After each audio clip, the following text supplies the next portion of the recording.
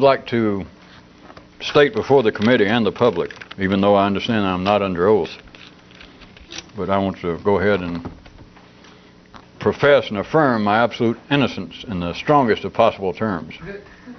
Will that do any good? Will that help?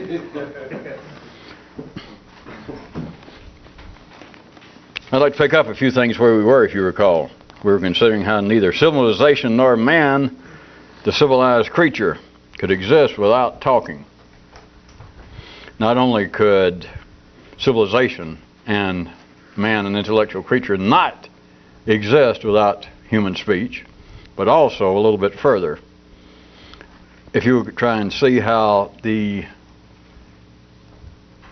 corollary byproducts, the useful offshoots from this also could not exist in any operational manner without continual talk. That it must go on. It is not just the ignition switch to get civilization going. It is not just the initial spark to get man thinking, but it is a continuing process.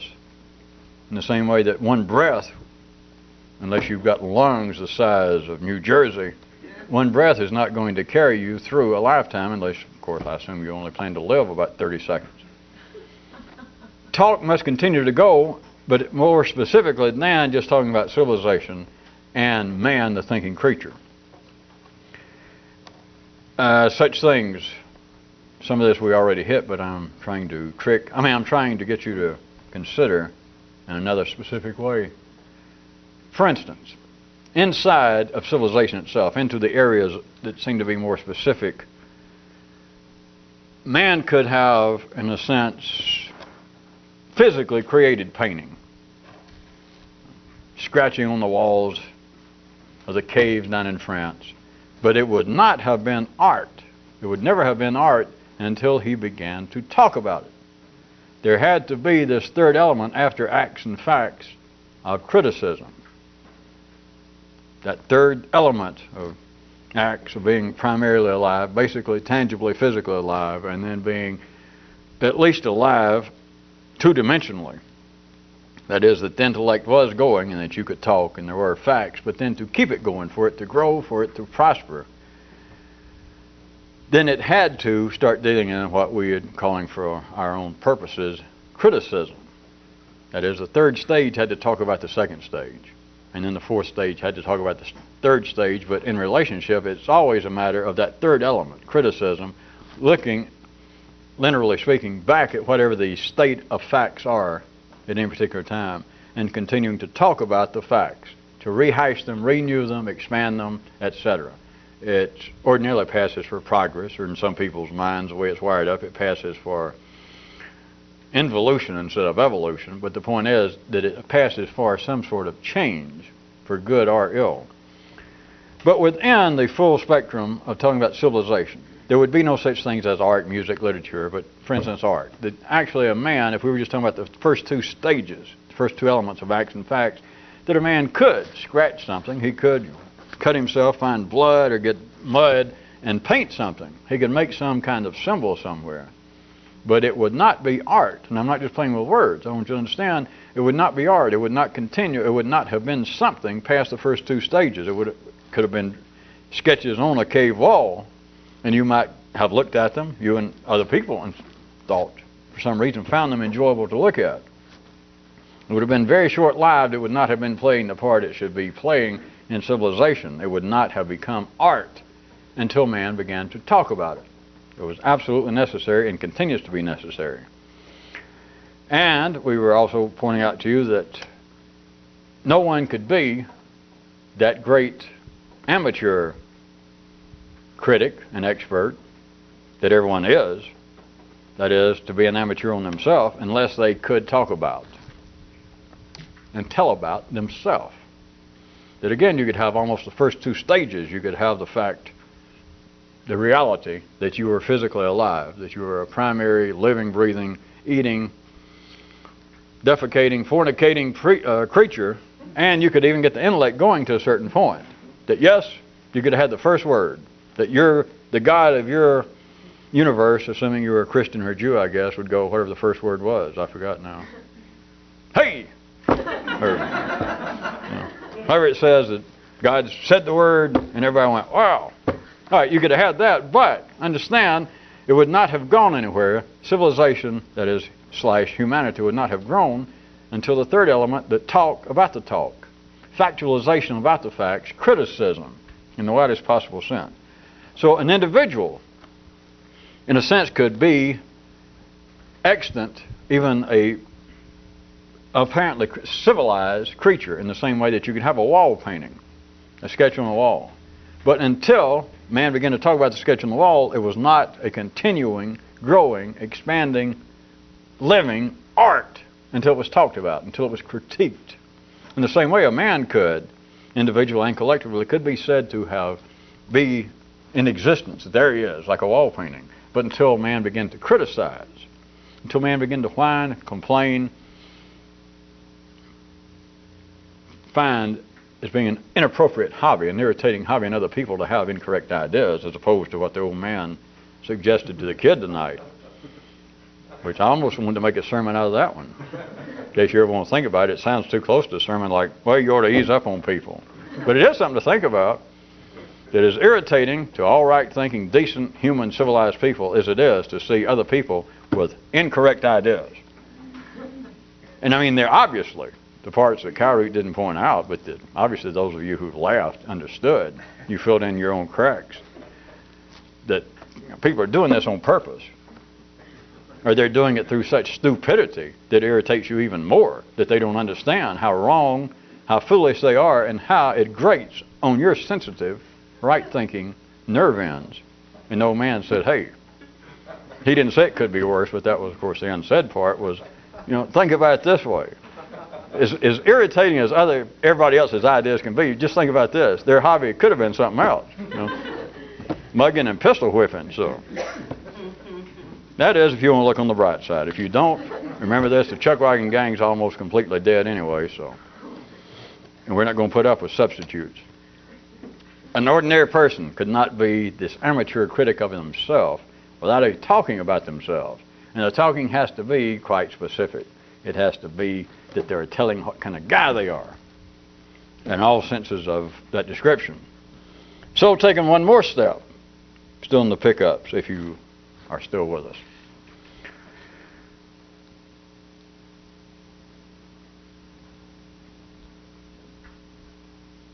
Operationally, this ends up in ordinary human affairs thusly. That no person, that is, no ordinary intelligence, can give its opinion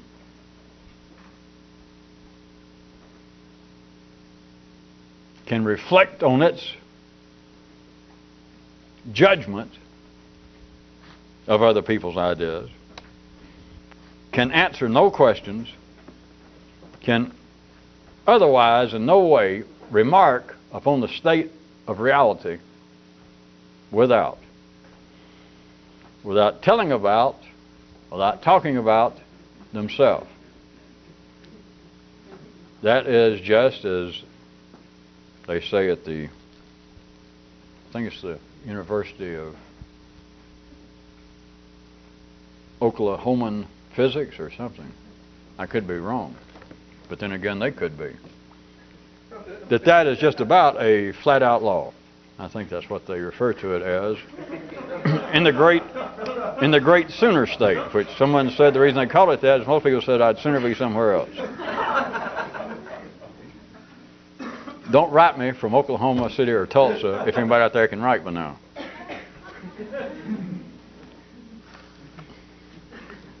Think about it.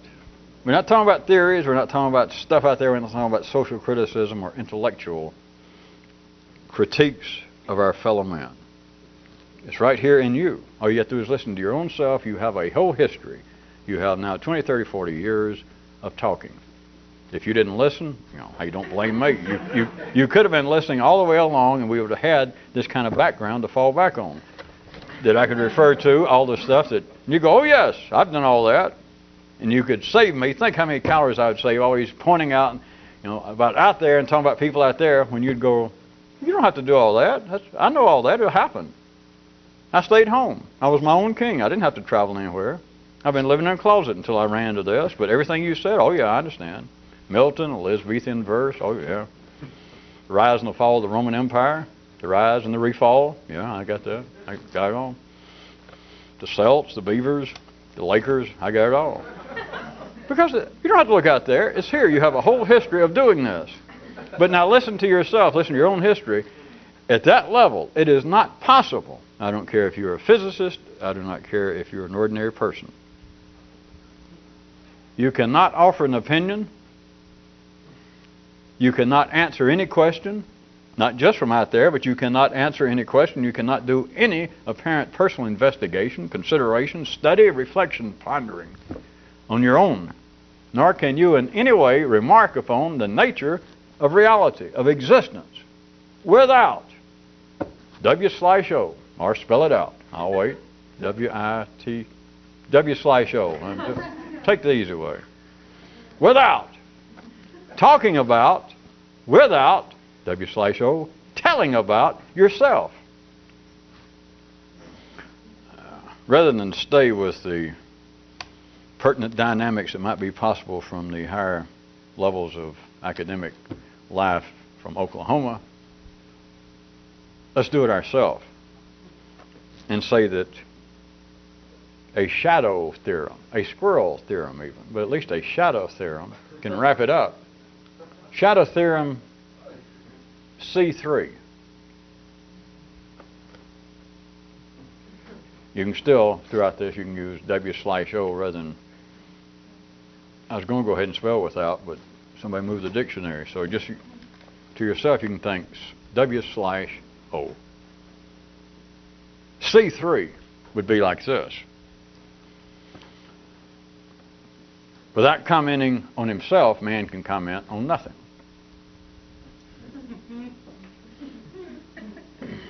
Shadow theorem C4. Without an opinion of himself, no man can have any other opinion. Shadow or squirrel.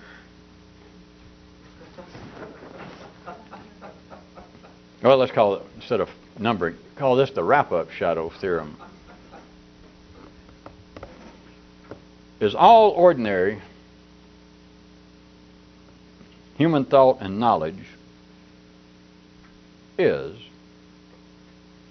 anecdotal and hence subjective, self-centered, unstable, unreliable, and meaningless. Just like it should be.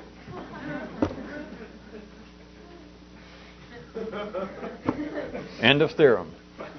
Did you get it all? Do you need it repeated? Remember, 3 and 4, this was all tied together. Not really, but I said it was, and I'll stick by that. You know it was. It's C3.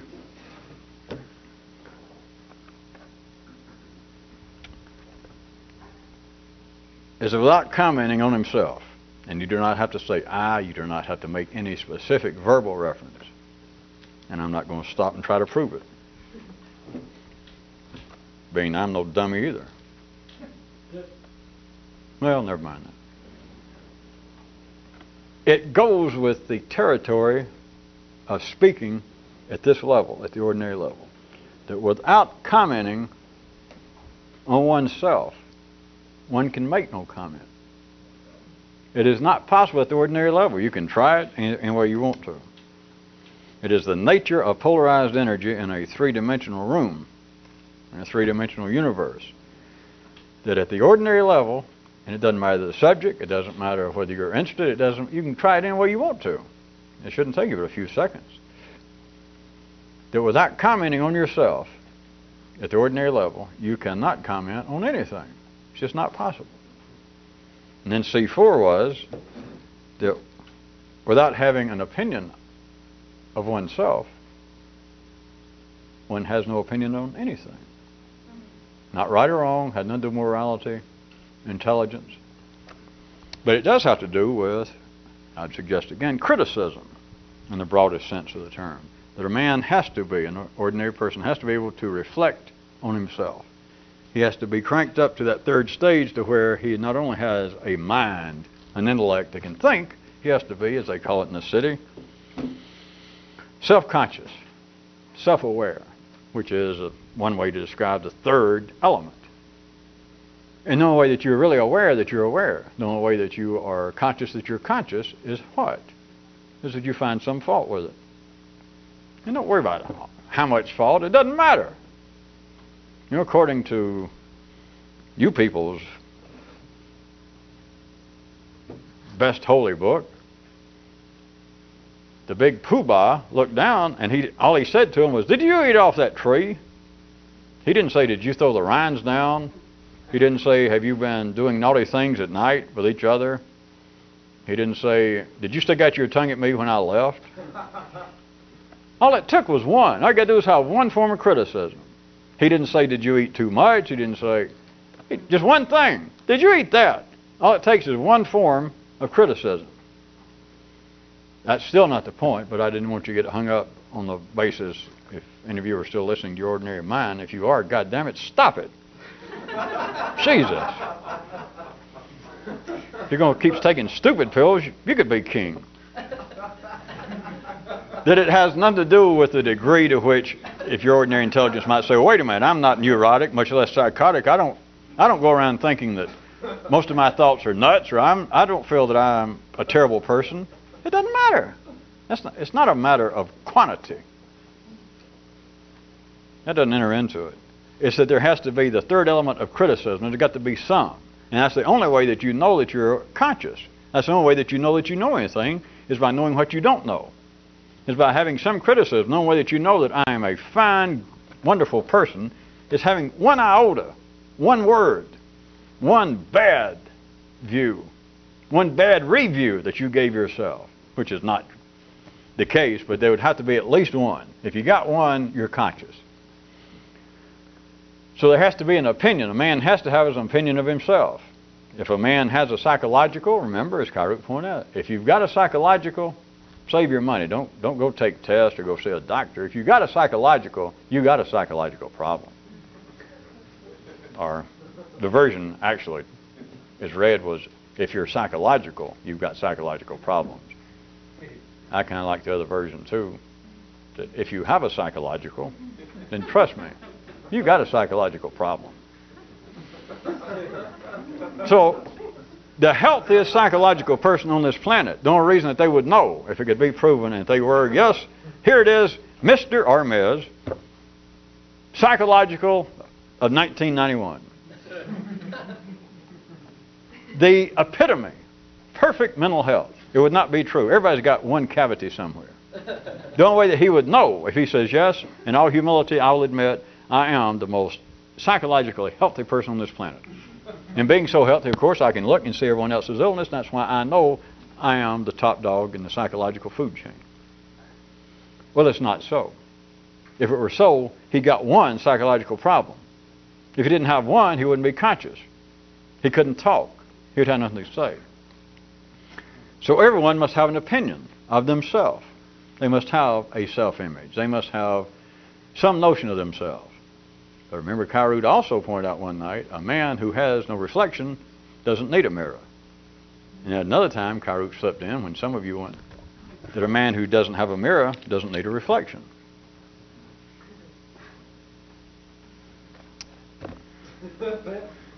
See, if you just have one of whatever it is, you think, well, I'm all right. I can deal with that. I can let that pass. But wait a minute. If you go into a tunnel that only has one track and you see a light headed towards you, you think, well, wait a minute. There's always a chance I can what? Turn around and outrun it. Need I point out the obvious? If you see two lights, you got, as they say in Nebraska, a bushel of trouble. Now back to the wrap-up theorem.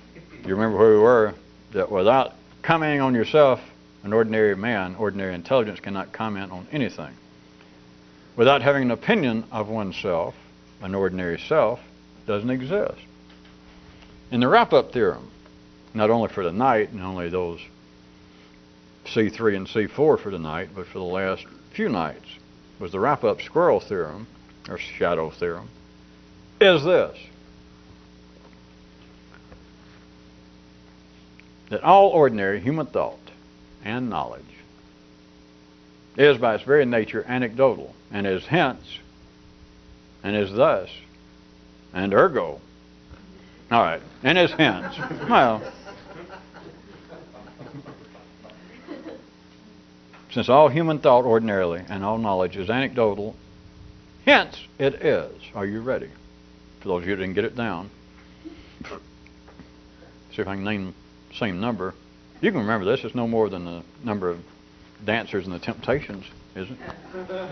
That anecdotal knowledge and thought being the limit, being the nature, being where human thought is, then this thought, this knowledge is hence, are you ready? It is hence subjective, self-centered, unstable, unreliable, and meaningless, just as it should be.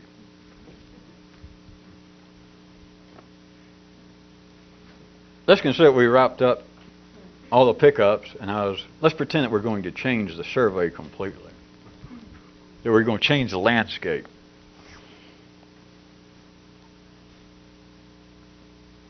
So I pause for a second like we're shifting gears.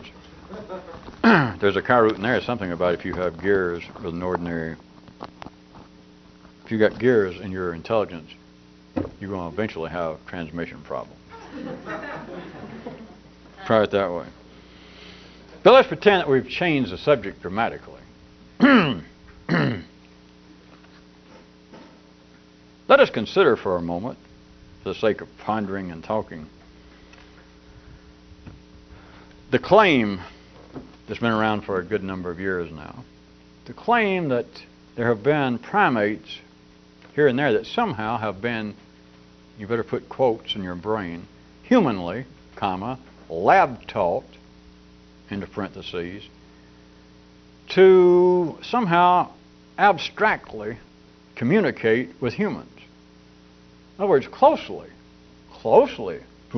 they say, closely approaching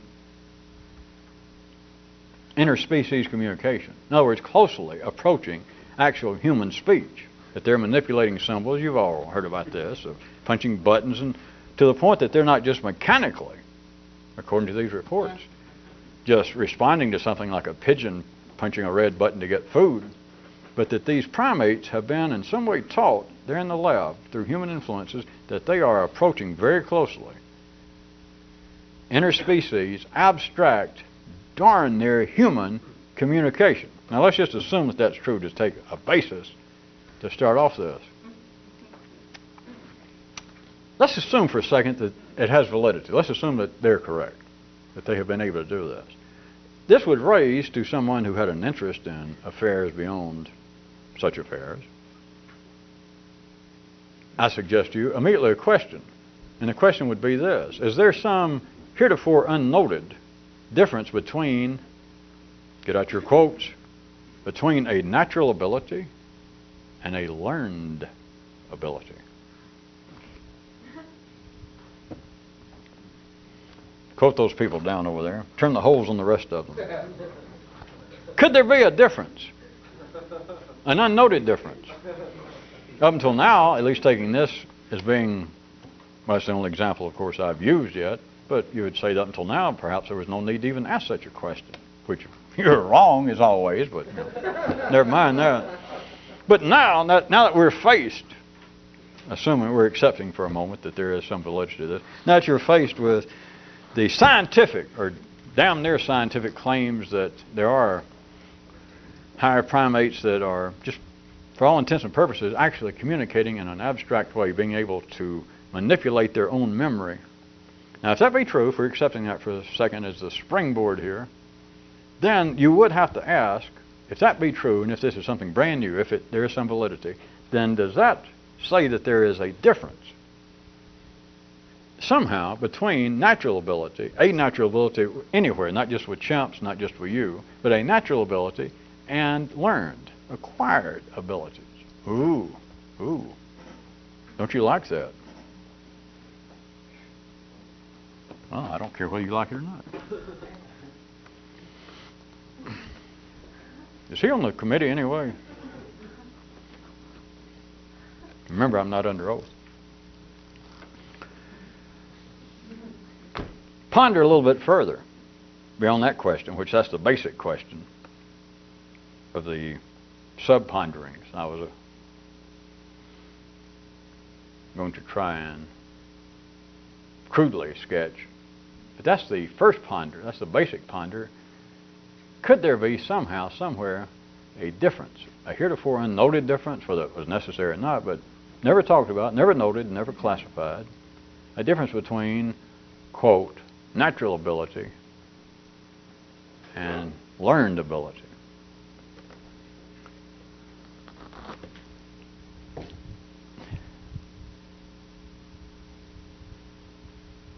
Consider this, that same question.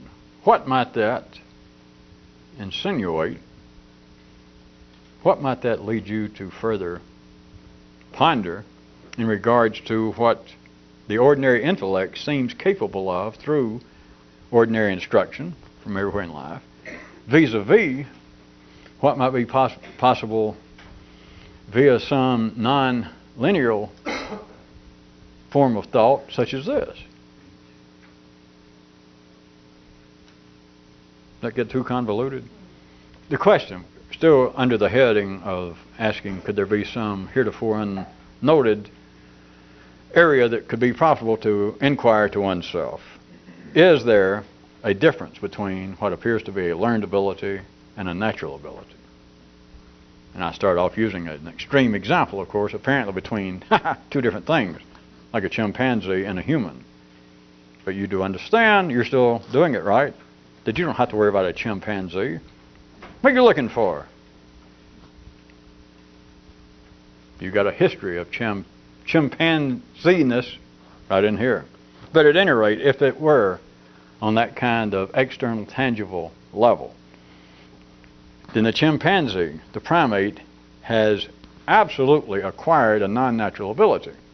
But now taking that absolutely internally, personally, then ask, what might this infer if you thought about to yourself the kind of natural ability, the kind of ability that just seems ordinarily extant and available to a person for their intellect, for them to learn just through every ordinary means, school, life, experience, books, just through every ordinary means of education, of instruction. What might be the connection between that and that being somewhere in the area of learned ability vis-a-vis acquired ability, between that kind of instruction, that kind of expansion to which the ordinary intellect seems capable of through ordinary instruction, as compared to what might be possible through non-ordinary means? And I was insinuating stuff like this. Simply through non-ordinary means, non-polarized, non-linear, simply unordinary means. How about a further sub-pondering under that?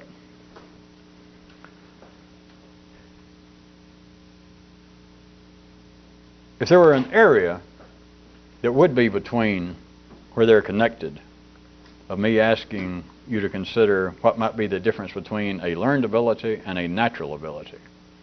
So consider that we're talking about two places inside the neural landscape, out here on the neural planes, as Lewis and Clark pushed forward. And Lewis kept saying, "Don't push me." Well, Clark was, well, you know about him. But at any rate, as you're trying to go forward in your neural expansion, and of course trying your damnedest to avoid Oklahoma on the push westward,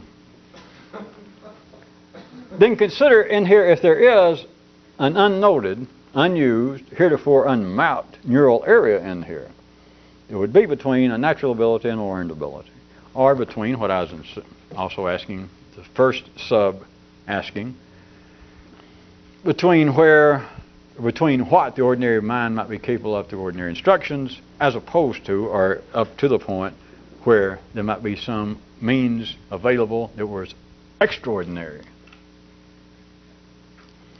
Might where these two meet, might that be some neural area that's heretofore unnoted, uncharted, but might this be a frontier wherein, may I suggest, humanity may be force-fed the tonic of civilization?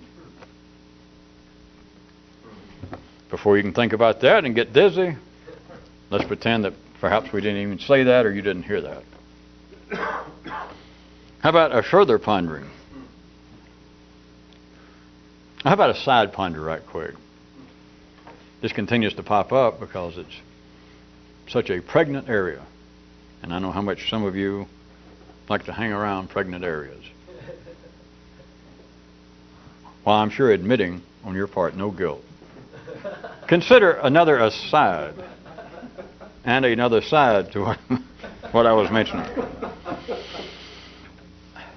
Life continues to be filled, civilization continues to be filled by ordinary intellectuals, quite capable intellectuals, experts, thinkers, who continue in their own ways, and I'll just use the simplest terms, they're historically valid and they continue to be rechurned, rehashed, but are quite capable city intellectuals still ruminate, still sort of rhapsodize, dream of, that indeed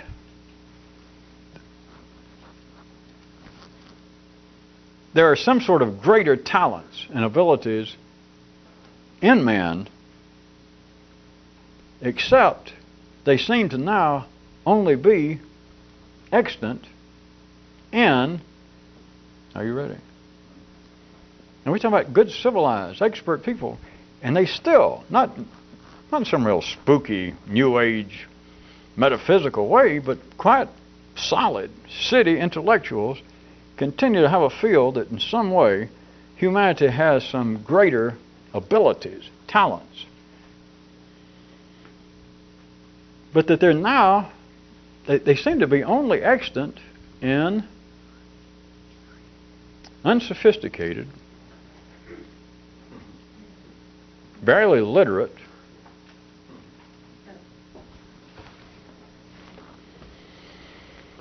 superstitious, murderous, bloodthirsty, quote, noble savages. Right, yeah. That's got to be it. It never stops. And for those of you who are just tuning in, you're late. Oh. Oh, you just got off from work. You're like kind of man that has a job, sure.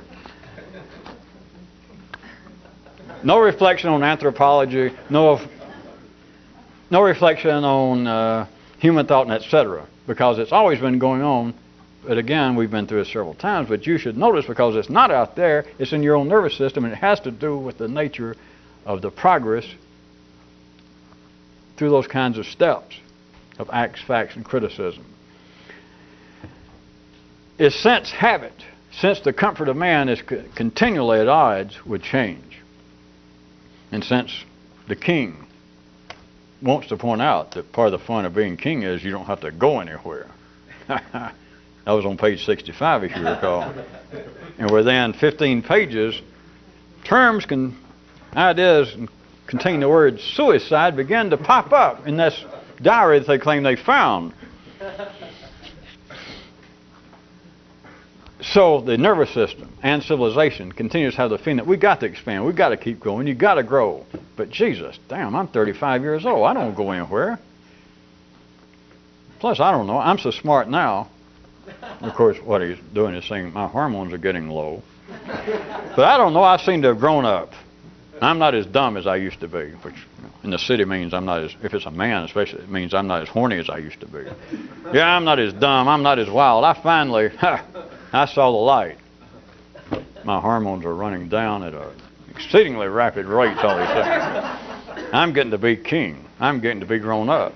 That is, you've got to go ahead and fit me for a casket. I'm damn near grown, which is synonymous with suicidal.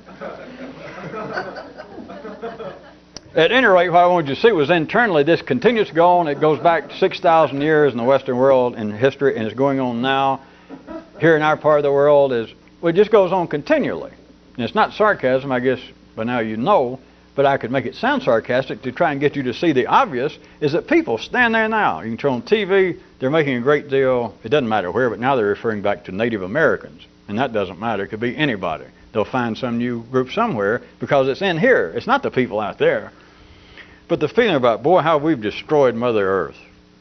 And boy, the lessons, the environment seems to be the new hook. It's like a third form of criticism. It's popped up. Now it's something. We've got children out, little children that don't know barely how to keep from wetting their pants. And adults have them walking around. It has signs about we must save Mother Earth. Of course, it's easier for this to steal that term now that Pete Chapman's dead. That's Memphis Slim who wrote Mother Earth. And anyway, and they're saying what we should do, what we've got to do, is we've got to learn a lesson. And they'll turn to some group of what appears to be less civilized people, and they'll say what we've got to do is learn to treat the environment, our own planet, with the kind of care and the consideration. Oh yeah, we've got skyscrapers now, we've got penicillin, and we've got all kinds of medicine and polyester, and we've got TVs and VCRs. Sure, we got all that, but every day we throw out 50 pounds of garbage per 5 people on this planet. We can't keep doing this. We've got to learn a lesson. And the lesson's always, and don't get confused because I'm going to use it out here, but they point to somebody. But it's internal, but who do they point to? And nobody, you don't seem to notice it. You're not supposed to if you're part of that civilization. Is they point to some group of guys, people, that are still killing and probably eating each other. They stink, they're living in squalor, they're barely literate. That's all they can do to, pick their nose. They can't hardly find their nose, have to call in a neighbor or a friend. And yet, nobody, and I'm doing this right quick, of course, as you know by now, those of you who watch, to be sarcastic, like you could be if you're ordinary, and say, yeah, here's who we got to learn from. I mean, here it is, they're the ones, remember where I started this, they're the ones that in some way have preserved the, quote, great talents of man, that the rest of us, we've lost it. Y'all sure we've become civilized, and now we're clean, and we don't stink, and we live in nice houses, and we live to be 60 or 70. But boy, could we learn a lesson from these people that die at the age of 21 from malnutrition, or they go build. I mean, their great wisdom. They go out and they worship a volcano. Not only worship it, they go and hold their village and everything next to the volcano. And then it explodes and wipes them out. And city intellectuals go, yes, we could learn a great lesson from these noble savages. Right, yeah. Think about it. Except now get yourself away from that we're picking on some group of people somewhere. It's the discomfort of growth. It's the intellect always wanting to look back. It's part of the job of history. It's part of the job of psychology. It used to be the job, or it still is, of religion. If we could just go back, if we just regain our days of prior real glory. Right. When to be old was to be 23 years old. Yeah, there's where we belong. Of course, it's easy, if you see, to make a gesture. But I'm a professional. I had training. It's easy to use an example apparently out there and say, well, hey, if they're so caught up with being like that, let these guys that graduate from Harvard and out there leading all these parades, let them go live like that. That's not the point. What I want you to see is there is still in the nervous system of man, it got nothing to do with Harvard, got nothing to do with civilization per se, it's got nothing to do with any individual anywhere. But there is in the nervous system the feeling that there's something lacking, which your nervous system does not. I didn't want to scare you. It does not take stupid pills. And it's always right. There is something lacking. But at the city level, the belief is that there's a conclusive answer. What's lacking? Well, you're not a Baptist. Oh, good. No, what's lacking is the point that you're alive, that life is growing. That's what's lacking. It's not a something. It's not a missing piece that you're looking for a puzzle. If I could only find a guru or a secret book, if we could only go back in the past, we'd fill in the piece. That's suicide. That's what the name of the piece would be if you could find it. What's missing is everything. What's missing is tomorrow. What's missing is another breath. But due to that kind of, as Sonny Boy Williamson #2 used to say, that kind of disconvenience, uncertainty, discomfort, that I'm not sure what's coming next. Hey, start a club. I'm not sure what's coming next. So hey, then it just natural, believe it or not, it comes out in the human nervous system that what we should do is go back. That at one time we knew what we was doing. All right, before you were born, you could say you knew what you were doing. Before you were conscious, you knew what you were doing. Before you were born, you could say you were dead, and then you could say there's only one group of people on this planet that know what they're doing, that are certain and dependable. Right, the dead, which was what you were before you were alive, you can say. And so there's this feeling that, yeah, there is something lacking in us. I'm a college graduate, I'm sophisticated, I'm successful, I'm rich, but something is lacking. You're right, there is something lacking, and it's lacking everybody. You can just feel it. But then you think, there are talents, there are abilities that man had, or does have, but in some way they've been suppressed through civilization and through me getting so hip and with it. Boy, and it's just one short step to looking at the dead, which is silly. People don't do that, so they look at the next best thing. The idea of the noble savage, the idea of yesterday, the idea before you, that is humanity, was civilized to the extent you are now. And so they look back, and they'll pick out the examples, and I'm just using, again, something that is obvious from one view, and nobody can see it, because from another view, it's not obvious. It's obvious that they use it the way it should be used. But from another view, you can look at it and say, well, that's not obvious, you people are nuts. It's to say, well, there are talents, greater abilities that men have, but it's been lost in us civilized people. We've paid a price. But where it lives is, and they'll point to a group, illiterates, starving to death, living in squalor, living in the, figuratively speaking, the Stone Age, and they'll go, oh, right, yeah, that's it. All you got to do then, if you want to capture that kind of ability, or to recapture it, all you got to do is die. And if that is too disconvenient, because Sonny Boy already died, so that's been taken. So if that's too inconvenient, do this. Be ordinary.